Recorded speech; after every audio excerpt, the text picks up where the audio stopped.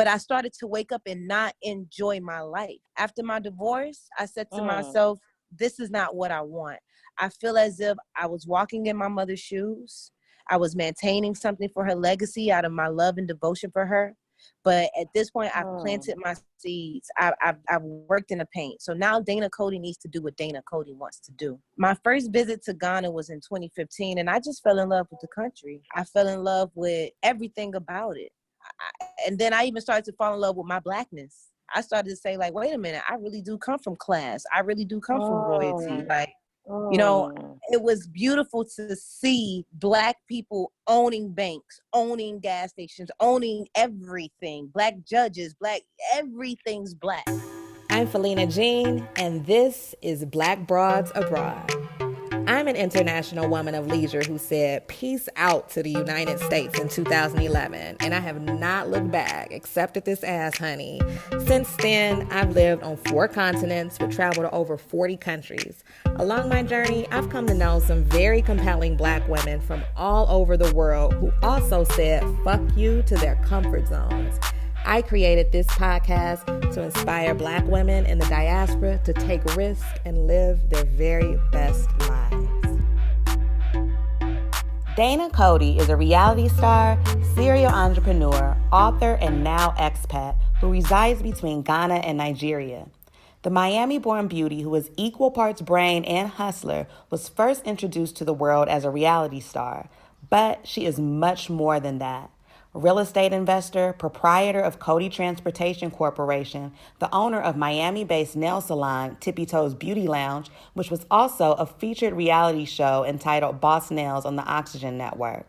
Dana's first introduction to our television screens, however, was on The Real Housewives of New York as the much younger stepmother to cast member Aviva Drescher. Now, the mogul in the making has chunked the deuces to the US of A and currently calls Africa her home. Welcome, Dana. Hello. I just love your introduction.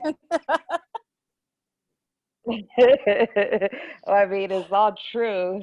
So you just in awe of all that you have accomplished. Thank you for this is like take 2, so thank you for your patience.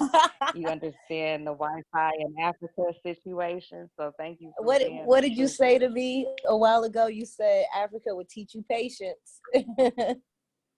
Girl, it's the truth. What's going on? Like, we're in the middle of a pandemic. What's going on where you are? How do you pronounce the city? Ibadan? Ibadan. Okay. What's going on in Ibadan?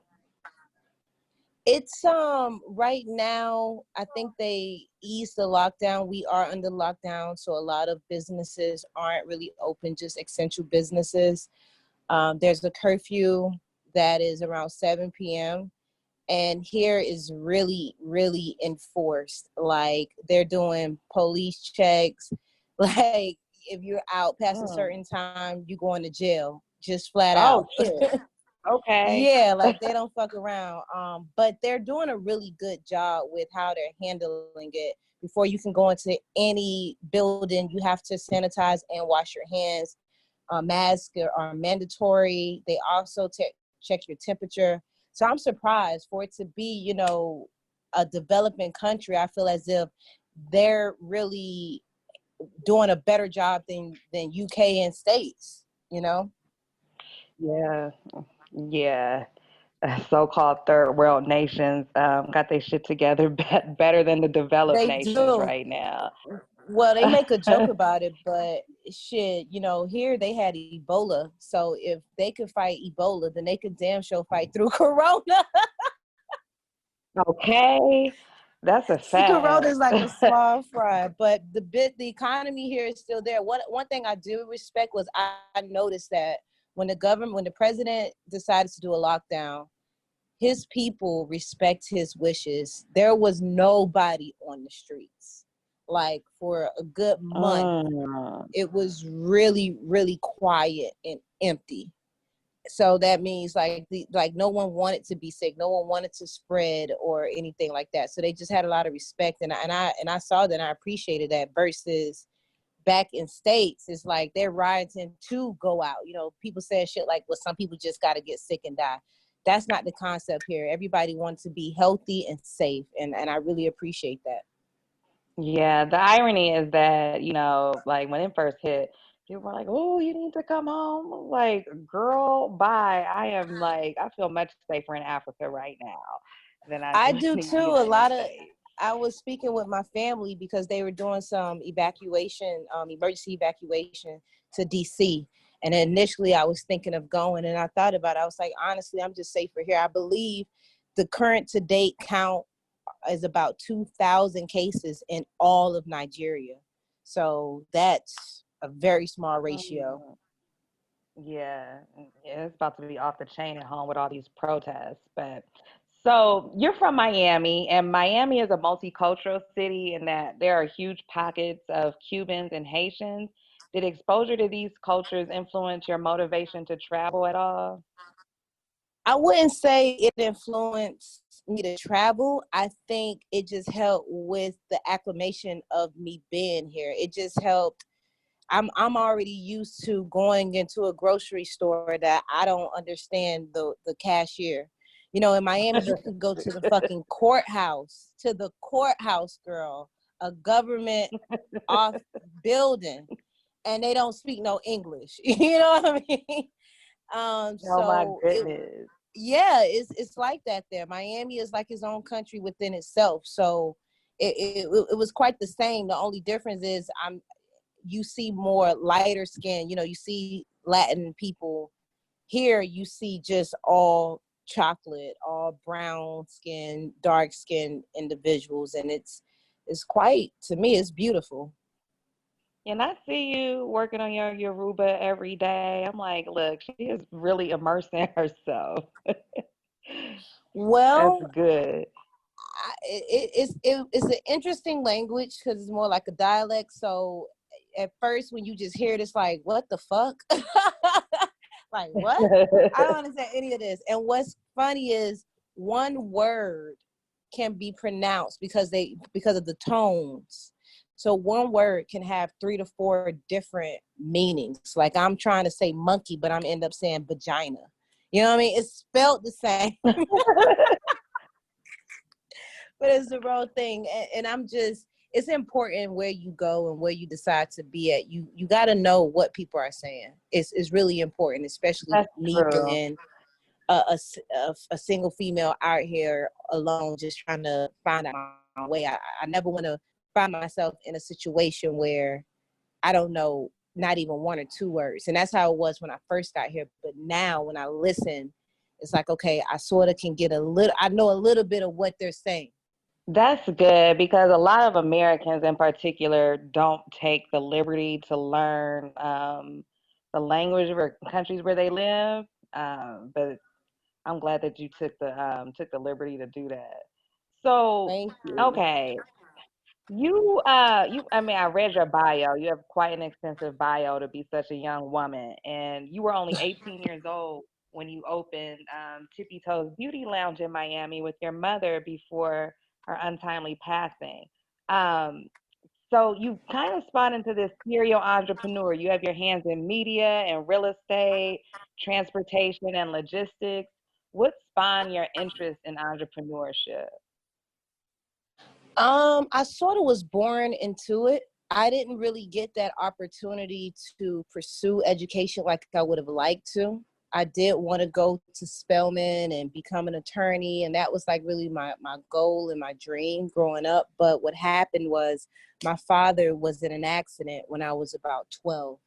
So I grew up with him being a paraplegic, but before that accident, he was he was into real estate. He was into transportation and logistics and everything. So I grew up being his legs and his arms and his eyes and his ears.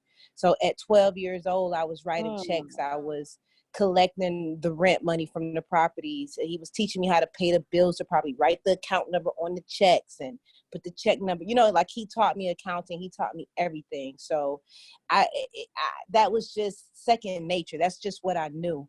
Even in school, it's like I was able to pick up the things that was important, But at a very young age, I would be like, well, this subject is just fucking irrelevant because I'm already working at 12 and 13. And these questions haven't arisen in my lifestyle. And my mother had an opposite story. She was adopted. She had a very, very rough life growing up. She had her first child at 15. So she picked up a trade. She didn't get that opportunity to go to college, and nails was her thing. Nails was her passion. So I grew up in a salon. I grew up as a little girl, picking up, when they clip the tips, to put the size that you want, the length that you want. Yeah. Yeah, I grew up picking them up off the floor and gluing them onto my nails and polishing them and doing all my friends' nails, like as a little girl since I could remember. So it was always just in me. Nails, believe it or not, was never my interest. I never liked nails. Truthfully, I still don't like nails.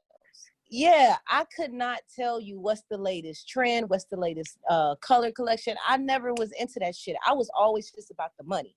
So, like you said, my mother and I, as soon as we opened, I was 18. She was diagnosed with leukemia. So while she was doing her chemo and in remission, I was a 18, 19-year-old girl running a full salon with 9 employees, starting from women in their 40s and 50s. Wow. and grown men. Yeah. So that's how I learned the industry. And I didn't put a focus in the actual art. I put the focus in the business, in the marketing, and in the clientele. And that's why she and I made perfect partners, because my mother could draw your face on a nail.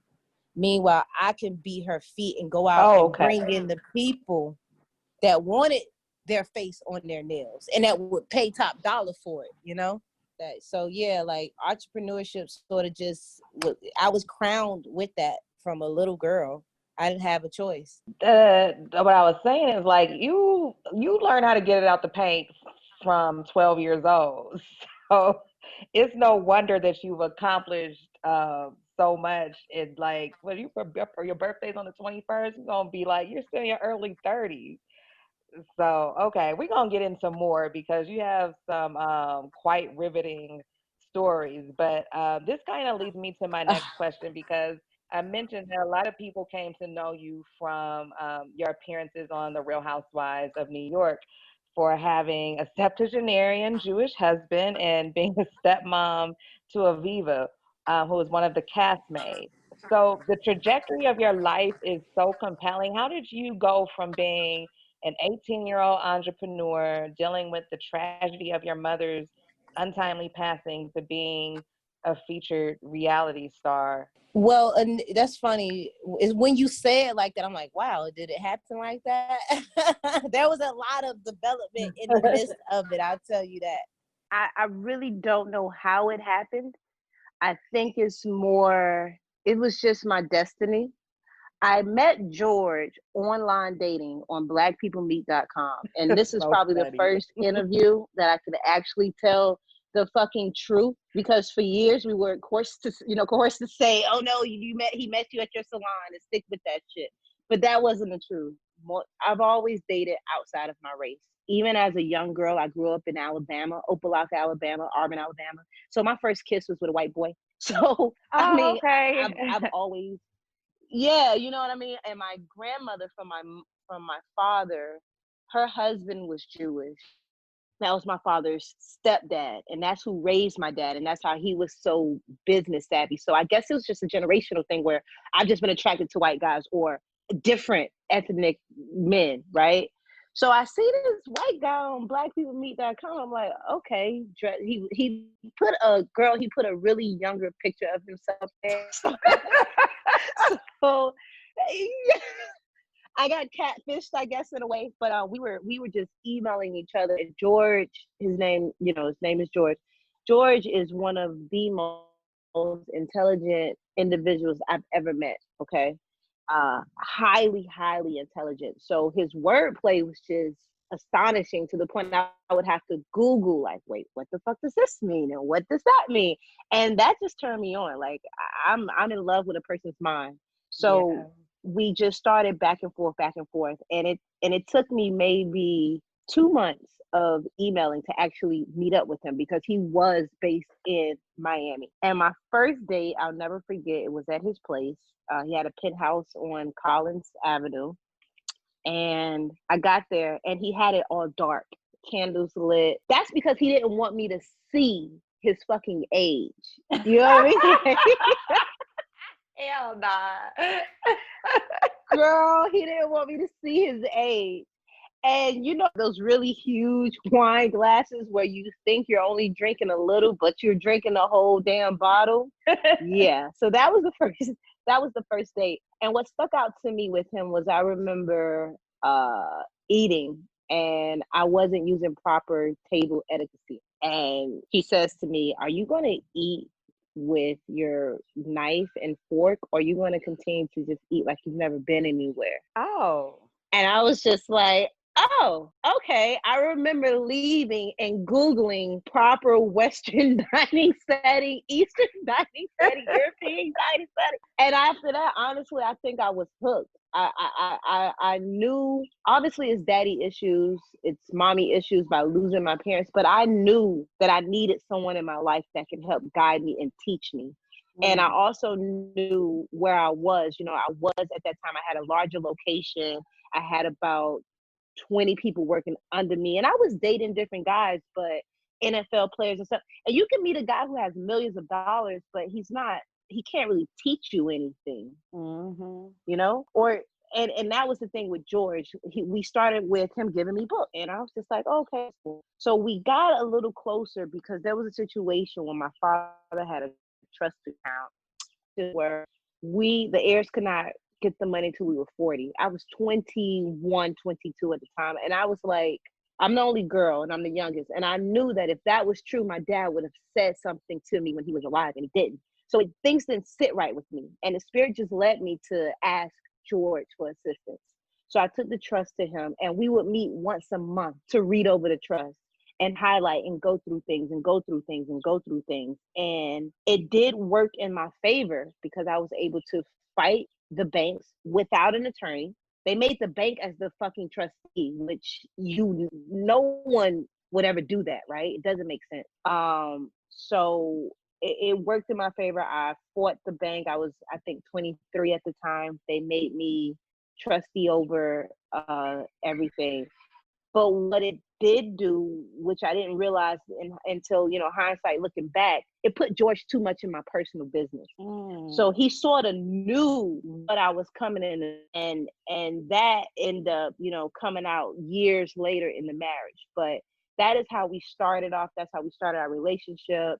As I started getting a little bit older, I started straying away from George, because George was a super playboy. Even at 72, girl, George would not text back, not call back. Call me different girls' names and shit. And I just be looking at his old ass like, are you fucking kidding me? So after a while, I had a client, Black China, and she had just got with Tiger and moved to LA. And she and I decided we were going to open a LA location together. So around this time, I was traveling back and forth to LA a lot, and I wasn't really responding to George anymore. I wasn't emailing him. I wasn't texting him. So he got my attention. He texted me one night. He said, "Hey, would you mind doing a mock engagement on my daughter's show?" And I had never even watched Real Housewives of New York at the time. I heard of Aviva, but I didn't know who she was. And I really didn't give a fuck, to be honest. Okay. And I was like, all right, cool. But the stipulations were I have to be able to do their nails, because I'm always about product placement and branding. If I'm going to go on national television again, because this was my second time doing reality TV. My first time, I did a dating show called Find Me My Man, which was on Oxygen. Oh, okay. So you had a pre-existing relationship with Oxygen. Yeah, I did, but they didn't put one and one together until I got picked up later. Oh, okay. Until later, they were like, wait a minute, Dana, Cody, we know you from somewhere. And that's when they said, oh, okay. But no, I had knew a little bit about reality TV, and I was like, okay, well, if I do this show again, this is how I want it to be. I need to be able to do Aviva's nails or someone else's nails. I need product placement. And Andy Cohen, he agreed. They sent pictures of me, and George, I guess I got flued out. That was really smart though. How old were you then? Like 26? No, I was 22. I was about 22. Yo, and that's smart that you had enough business savvy at 22. Is like, okay, yeah, I'll be on your reality show, but you need to negotiate my products. That was really savvy. Yeah. I mean, had I known even more, I would have wanted a guest appearance fee and this and locate and but what we have to learn and what I've learned, I've done so much pro bono shit to help me be the woman and be where I'm at today. So I'm happy I didn't have that mindset. I just had the mindset of, okay, I'll do this shit for free, but I wanted to brand TippieToes a little bit later. So I flew out to New York, and that was actually my very first time meeting Aviva. Oh, and so nervous. I had never met her, never even spoken to her on the phone. To her, I was just one of her dad's latest girlfriends. That's it. He has so fucking many. So I remember wearing black lipstick, and George dressed me. He said, dark-skinned women should always wear black lips. Black lips. This was before Kardashians came out with the black lips phase. Okay, Dana Cody started that shit. So say it. It's true. So I came out with the black lipstick and a beautiful gown, dress with the bangs, whatever, and I wore long stiletto treasure nails. Treasure nails is my product with real Swarovski crystals. I trademarked that and patented that concept back in 2007. Wow. So I wore that so, the cameras could get it. And maybe they probably looked at it as like, okay, it's a little ghetto, but I didn't give a fuck because I was fabulous and I got my camera time. I had Wendy Madden there. Steve Madden's wife was at my engagement dinner. I had some people from JP Morgan, Chase Bank. I mean, it was quite elaborate guest list. And I didn't know any fucking body. So it was a little tense, but I just was being myself and joking around. And I said something about, I think Aviva or her husband Reed asked me, so Cody, why haven't we ever met you? And I said, well, I figured I was George's little black secret. And the whole table just started laughing and they was like, oh shit, okay. So she started so we could sort of go there. And the producers liked the way I could handle, it was a little racism there, but not too, I saw what was going on and I never controlled the dynamics of the conversation. I took control of that and let them know I'm fucking black, I'm beautiful, and I'm here. So what's up?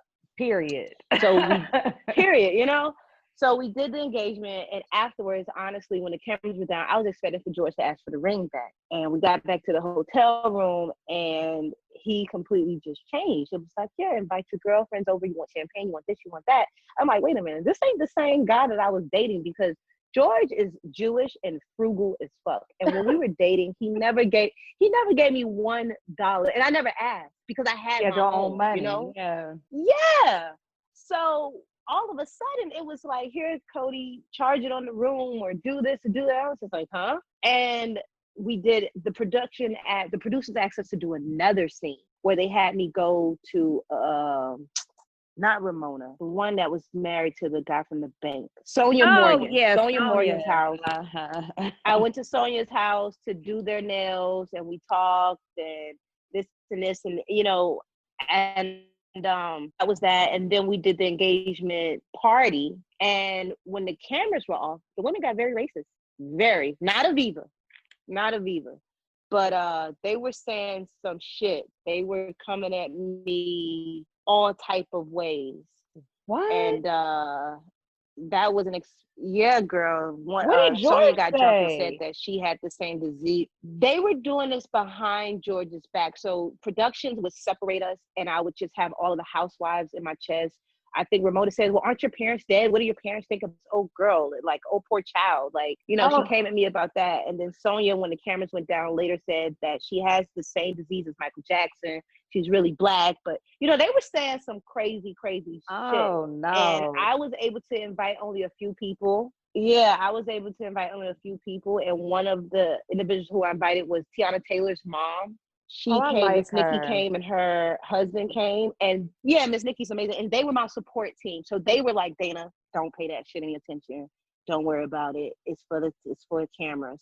But to wrap that whole situation up, headed back to Miami, I'm thinking that I'm gonna go back to my life and back to my salon. And I just did this TV show, and George was like, "No, I'm sending movers to your house to pack you up, and you're moving in with me." And this was real.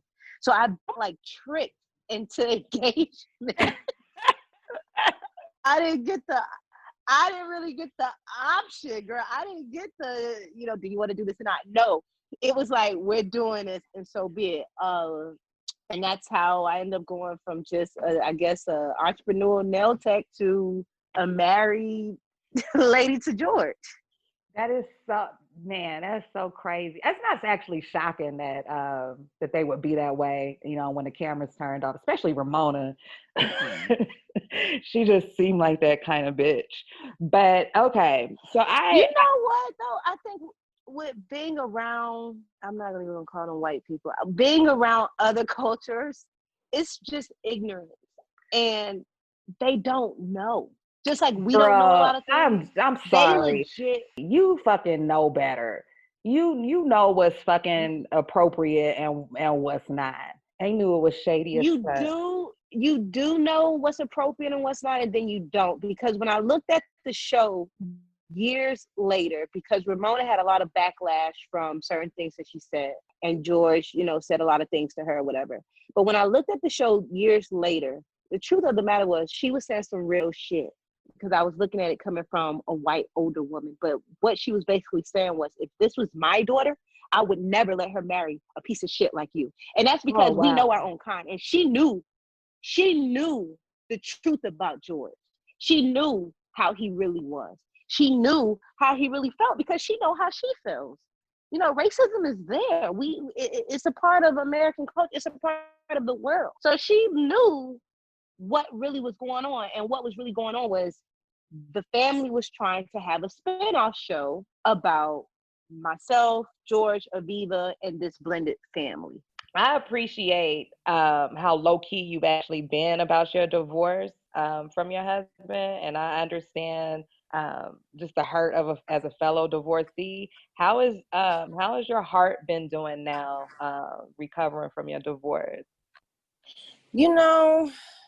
That's a tough question, honestly. I think I'm a lot more guarded than before, but in the same realm, my focus and my concern is to not allow that hurt and that pain to completely close me off from finding love again. And George and I, we really decided, because of the age difference finally caught up to us. When I first met him at 21, I wasn't thinking about children. I wasn't thinking that far. And then when I hit 30, that's when it was like, wait a minute. And at that point we had been together 8 years, married for that long. It had to be some type of love there for it to last that amount of time, being a 52-year age difference, So I wanted children. It was something that George just couldn't do physically. And even though it probably hurt him to have to let me go, it was just the best thing for my future. He was married previous for 44 years, and they had children together. So he knew and knows that I deserve that same opportunity. I deserve to find someone that I can grow old with. Wow. I mean, every time I talk to you, like on and offline, I'm just like, you have old bitch sensibilities and you're so young. But I mean, look, you started getting out the pain at 12 years old. You married an old Jewish man, 52 years your senior. Like, your story is so interesting. And it brings me to my next question, because your debut book, entitled The Crab That Made It Out of the Barrel, is a coming to life novel. And it's something like a memoir. Could you tell us a little bit more about your book and what it catalogs about your life?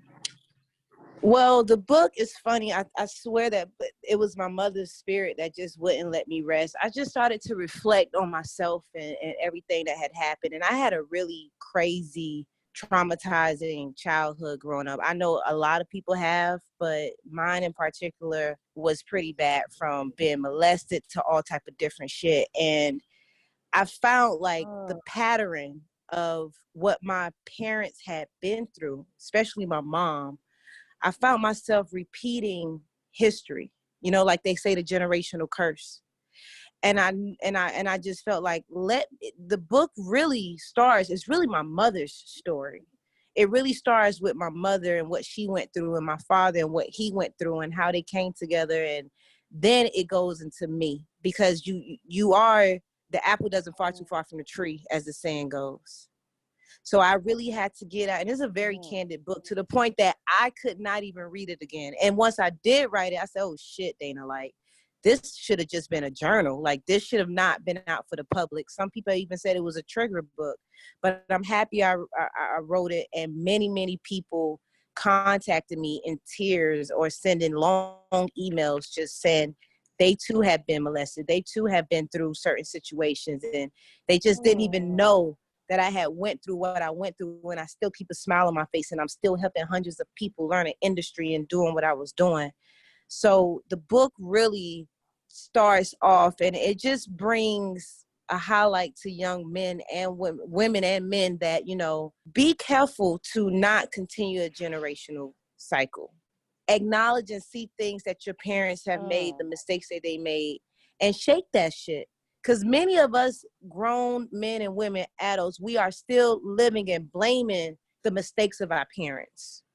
Yeah, We that's have a these fact. blockages, you know, and when the shit boils down to it, it's really because your parents fucked up, and you can't shake it. You can't say to yourself, I'm an adult. What happened in the past happened in the past, and let me move on. And I think now that that book was out, and it was a release. It was truly a Mm. release. Yeah, I Eh, downloaded it to my Kindle. I need to delve completely into it over the Oh, weekend. well, drink some wine, and make sure you have a happy movie to watch afterwards. And you know what else I did it for?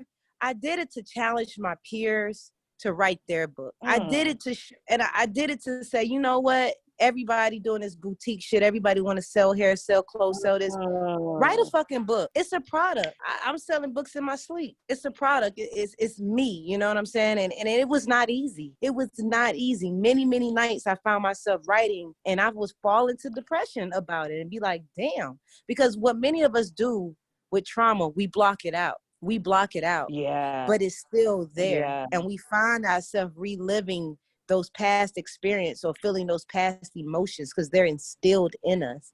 So until sometimes you write it out or say it out, you don't realize what you've been through. So it was a cathartic experience, obviously, where it was like therapy or something. It was very therapeutic, and it was a healing and cleansing of my soul. And I feel like my mother's spirit is more at ease and at rest. Like, her voice was told. I wrote something, and it stuck with me. I said that my mother died before she was even a woman. And Mm. I realized that my mother died when she was 42. She had her first child at 15. She had me when she was Mm. 18. She had her next child at 2021. So now that I'm a woman in my early 30s, I started to realize, like, wow, like, at this age right here, my mother had 3 kids with no degree, Mm. and had to put food on the table for Mm. us, with no husband. Like, how the fuck did she do that? How did she get through that? And I feel as if a woman really doesn't start to get into her womanhood until her 40s and 50s. And she didn't even make it that far. She didn't Yeah. even make it to the point where, okay, my children are grown. Now I can do me. I'm past the struggle. It's like, as soon as she got her business, she couldn't even be there. Wow. Well, she's so proud of you, and she's living vicariously through you right now. So she's like shining down and so proud, so Thank you. proud. Thank you so much. Yeah. So, I mentioned in your bio that you have packed your bags and have officially joined the Black Broads Abroad expat community.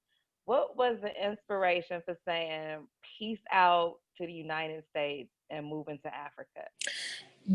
Honestly, I think I forced saw everything that's happening now. Mm.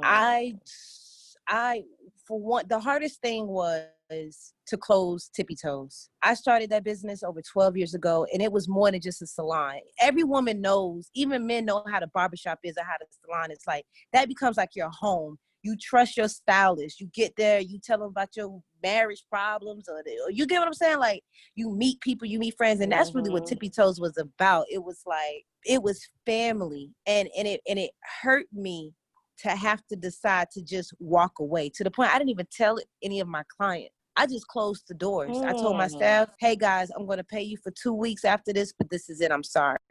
Because I didn't want that emotional attachment to even bring me down even more. But I started to wake up and not enjoy my life. After my divorce, I said to myself, this is not what I want. I feel as if I was walking in my mother's shoes. I was maintaining something for her legacy out of my love and devotion for her. But at this point, I've planted my seeds. I've worked in the paint. So now Dana Cody needs to do what Dana Cody wants to do. My first visit to Ghana was in 2015, and I just fell in love with the country. I fell in love with everything about it. And then I even started to fall in love with my Blackness. I started to say, like, wait a minute, I really do come from class. I really do come from royalty. Like, you know, it was beautiful to see Black people owning banks, owning gas stations, owning everything. Black judges, Black, everything's Black, you know? And on the money too, right?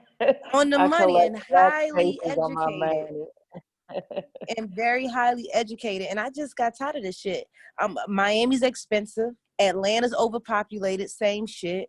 New York is just not my forte. You know, I had my business in LA. LA is very segregated. I was out in the valley in Calabasas. So, you know, I sort of had the opportunity to live in some of the most prominent places in the United States.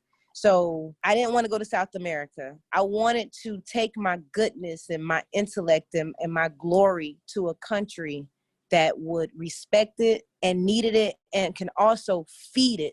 Because in states, so you pour so much of yourself. I help uplift and build hundreds of people and teach so many people a craft and a trade to feed their families. But every night I found myself feeling empty. So I wanted to be somewhere where I felt like, you know, I would be appreciated. I would be welcomed. And I also, you know, my money tripled. Okay, that part. Let's talk about it.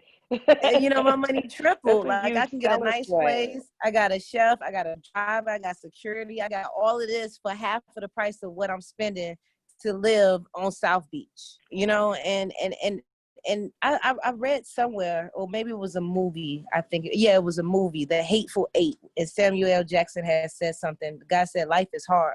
Like, life is something. And he said, no, life ain't supposed to be this hard. And that sat with me for a while, because we really make life harder than what it has to be. Don't we? We really do. The divided states is not the end all be all. Like, there's abundant life outside the confines of the divided states of America. And it really is. And I wish more of us understood that. And it's a lot of money in this continent. It's a lot of money in Nigeria. It's a lot of money in Ghana. It's more money and opportunities for me here than there. There is no, well, this candidate is Black and this one is white, so we're going to go with the white. No, I don't have to worry about that issue. It's who's educated, who's going to do the hard work, and who's going to get the fucking job done. Let's do it. Yeah, and I'm glad you mentioned that, because like, I just feel like the bag is in Africa. The bag has always been in Africa. That's why the whole world has exploited it for so many centuries. But it really is. The least barrier to entry to get to the bag is here too, because I mean, if you come in with, you know, like Western education and the kind of entrepreneurial experience you've already had, bringing that level of expertise to Africa, my goodness, that's probably a whole other show that I'm gonna do. But you mentioned that you had been to Africa before in 2015. What brought you to Africa prior to your moving there? Well, I don't talk too much about this company because it's like, I don't want people to be like, what? But in 2015, I created Cody's Minerals. And I initially went to buy gold, and I got into that business, and then it went from gold to I started buying rough diamonds. So I lived in Guinea Conakry, which is an hour away from Sierra Leone, for about 7 to 8 months. And I did a few trips. I had a full setup office, a gemologist and everything. And that was something that my ex and I was doing together. And for once, it worked because they really wasn't fucking with him. They wasn't fucking with the white man. You know what I mean? And it was the opposite because I'm used to having to get in the door using George's face. Now it was reversed. Now he had to get in the door using Dana's face. So I initially came here for minerals, and I did a few runs, and that was a very risky and dangerous business. So I got out of that, but that was my first reason for visiting here. I'm glad you mentioned that story. I mean, you've had your hands in so much minerals and transportation and media and beauty. But I just want to clear this up because since like people were first introduced to you on the Real Housewives of New York and you were married to an older Jewish gentleman, the perception could be that you were a gold digger, but just to set the record straight, you came into the relationship with your own bag. I want to clear up any misconceptions that people might have. I think that had that played a major problem within that marriage too, because it was hurtful to read articles of me being called a gold digger. And even to this day, people that I meet or a guy that I'm dating, when they look at my ex, they look at me and be like, oh, she's a gold digger, she's this. Because it's sad. It's sad that people don't understand that life insurance pays. It's sad that people don't understand that, yeah, there are Black parents that leave their children with trust accounts. So I'm not ashamed to say I'm a trust fund kid.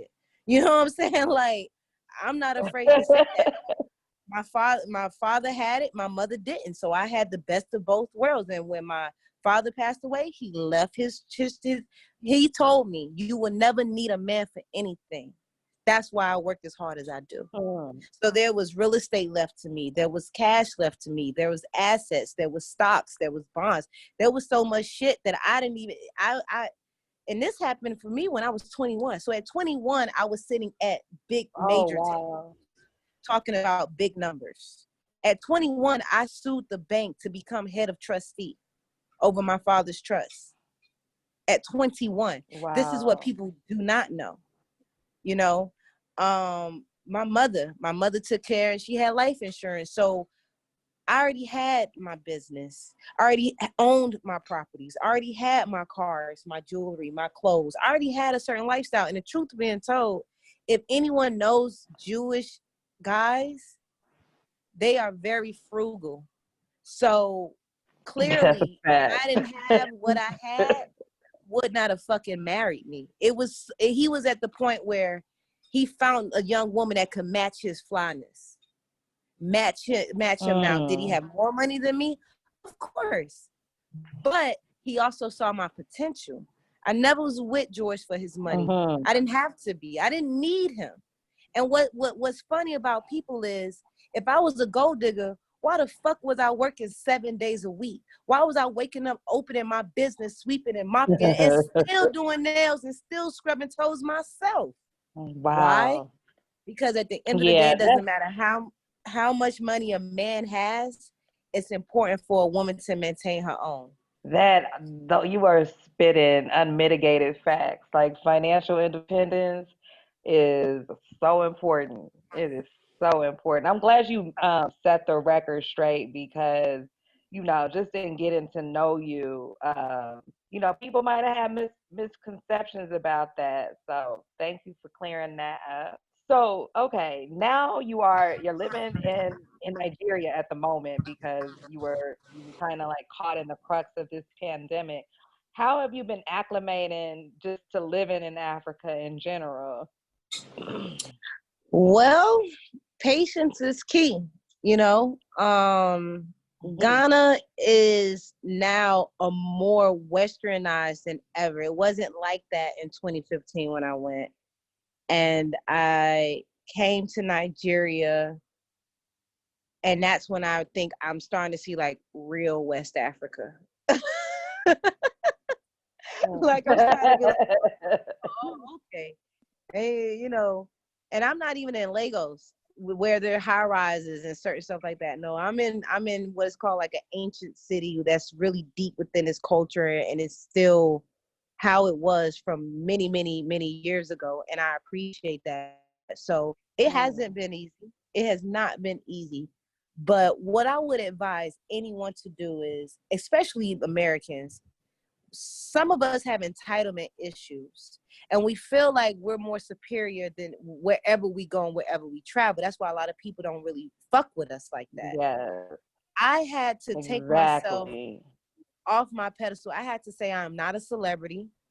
I am not a millionaire. I am not Dana Cody, the boss bitch. No, I'm just a regular diaspora from states, and I'm trying to find my roots. So however I need to come and be humble and open-minded and courteous, and that's how I'm here.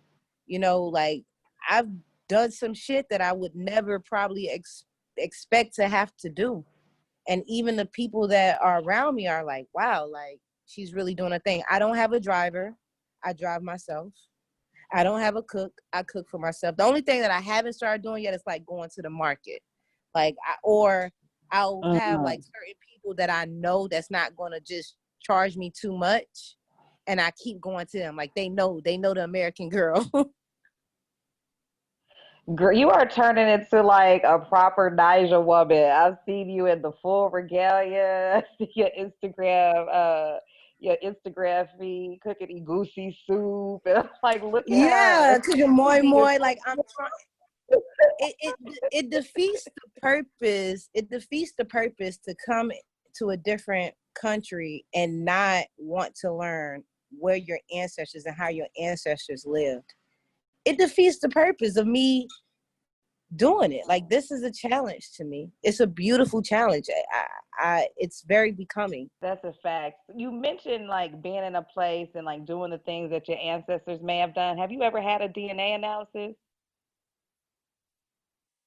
I did right before I came, and it's funny because Ghana is my place of residence, and Nigeria has University of Ibadan and stuff like that because I'm actually here to go to school, to go to law school. And I said to myself, because it was like, which place did I want to be? So I said, when I get my DNA back, if I'm from Ghana, I'll go to Ghana. If I'm Nigerian, I'm going to stay in Nigeria. And it came back that I'm 53% Nigerian. So it was That like, explains your work ethic. yeah, it was like, baby, you home, and it's here. There's another DNA analysis that tells you exactly like if you're Yoruba or Igbo, it tells you like where you're from. So when I go back to states and I said that, or whenever the economy and mailing and shit opens, I'm gonna do that too to find out exactly where I'm at, where I'm from. Yeah, I want to do it too. I used to be reluctant to do it because I was like, oh, I don't want my DNA out there in the world. But I've been to jail now, so they already got it. So I'm gonna just go ahead and You so silly. just They go. say Okay, I forgot. Hello. go ahead. No, I just feel as if it's really, really important to know where you come from, to know where you're going. It's really, really, it's the smallest things where you see a lot of African Americans with cancer and diabetes and certain problems. And it's because certain foods that they're eating, their blood type can't even digest it. You understand that?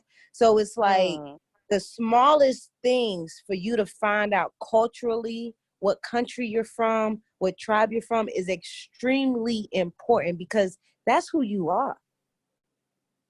mm. Yeah, that's a fact.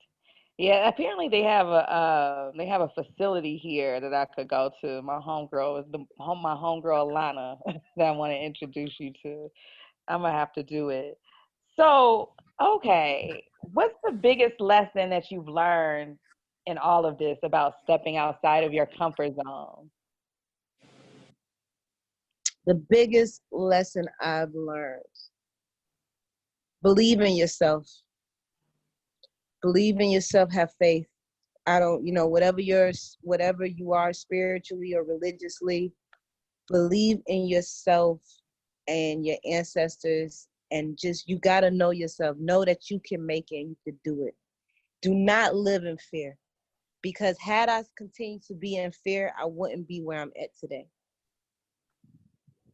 It Oh, is that's very good advice. scary getting on a plane by yourself, you know, and saying, I'm going to relocate to a place where people are kidnapped and little, bullshit.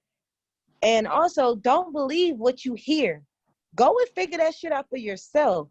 Because in America, they make Africa look like people still living in trees. And it's a Right? dangerous place. And there's no money here. But the reality is, it's fucking plenty of money here. People are not living in trees. They living in fucking mansions bigger than the mansions in America. And everything you need is here. But I would have not known that had I just listened to what other people say. Yeah, that part. That part.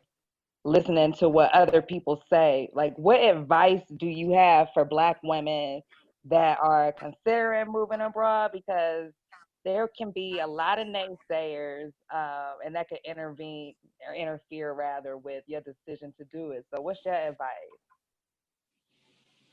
Don't listen to anyone. My advice would first, I'm about my money. I'm a businesswoman. Make sure you set yourself up. Don't do no stupid shit where you don't burn no bridges. You understand? Like, if you got a good job and you want to take a leave, do it the proper way. You understand? Like, make sure you cross all your T's and dot your I's. That's the first and foremost thing. What helps me stay afloat, because initially, you have to get your residency, your visa, your green card, and certain things to be able to work. So what helped me is having my residual income in states. And because of that, I can live even nicer where I'm at. So that's the first thing you want to do. You want to develop something, whether it's an online boutique, whether it's drop shipping, whether it's whatever. Create something where you're going to have a steady income to keep you afloat until you can get a job, or until you can get a contract with a government or something where you are, or work with the UN and stuff. That's the first advice I would say. The second thing is, don't be afraid to socialize, but also keep both eyes open. Be vigilant. Know your shit. Know people. Be able to protect yourself.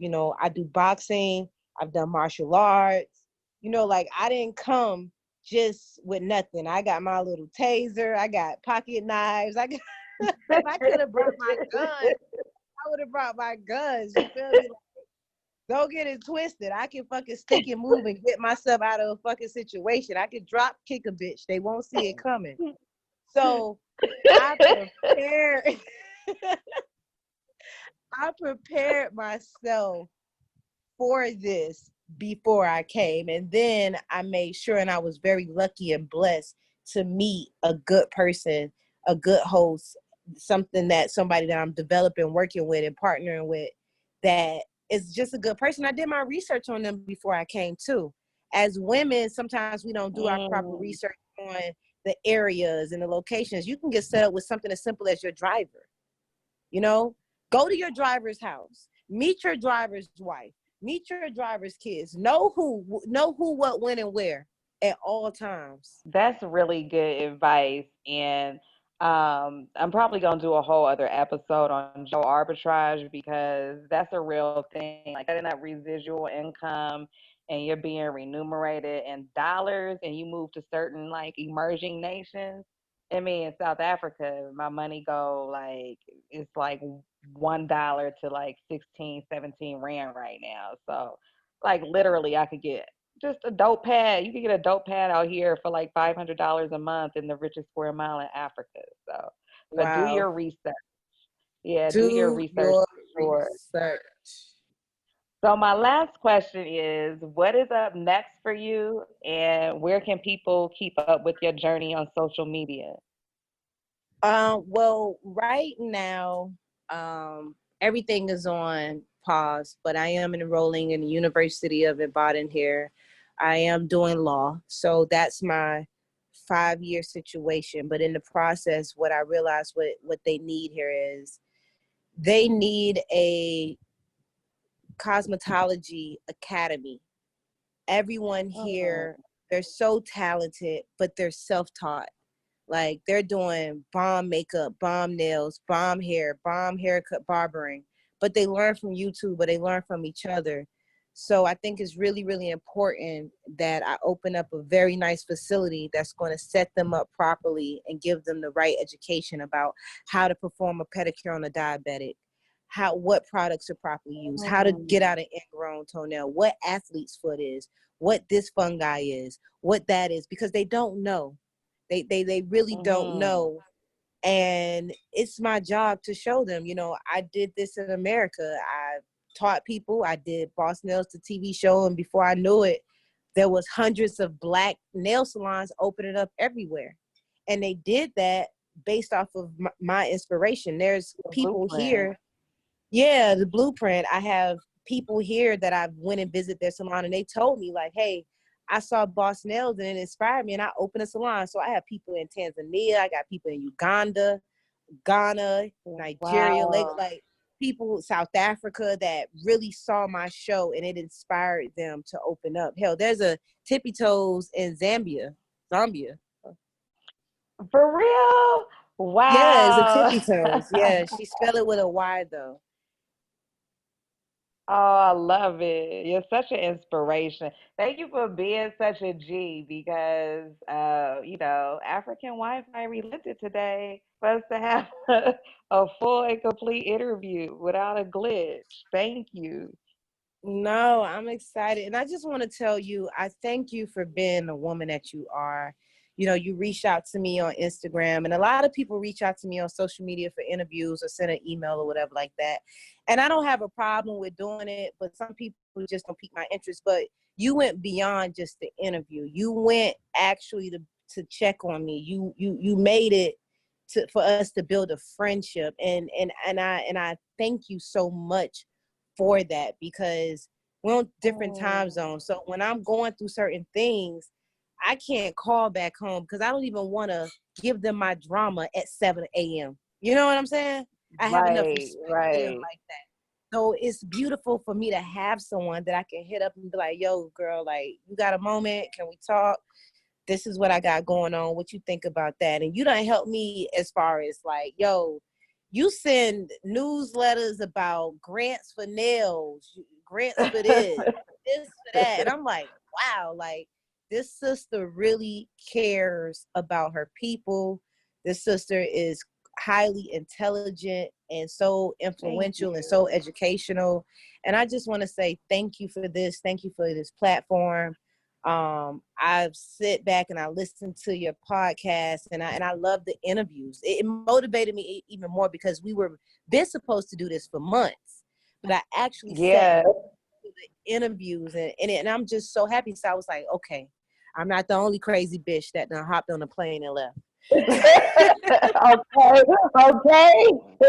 For I'm not the real. only We crazy kind bitch of, who walked away from $1 million a year to, you know what I'm saying? Like, because girl. everybody else is like, bitches, you crazy. But you got doctors that walked away from their practices to move to certain places. And you got just so many different people from so many different professions. And it's like you've created a society for us. And I just want to thank you for this Oh, platform thank and for you you. being you. Thank you so much. Yeah, I'm glad it unfolded the way that it did. I now consider you one of my friends, and we already know we both don't be fucking with people the long way, but You, I Pat, rock you with you. believe it or not, you have surpassed being a friend. I actually consider you like a sister, and I thank you for that. And Oh, that's hard that's for me to say that love. because I ain't got no sisters. and I don't fuck That's with right. women. So I know, like, you my confidant. Like, if I hit you up, it ain't no gossip shit. It ain't no, oh, it's gonna be a No, blog not about at that. all. No, like, no, we're there and we're solid. And I cannot wait to meet you. I can't wait to meet you, I girl. know. Soon come, soon come. Thank you for your time.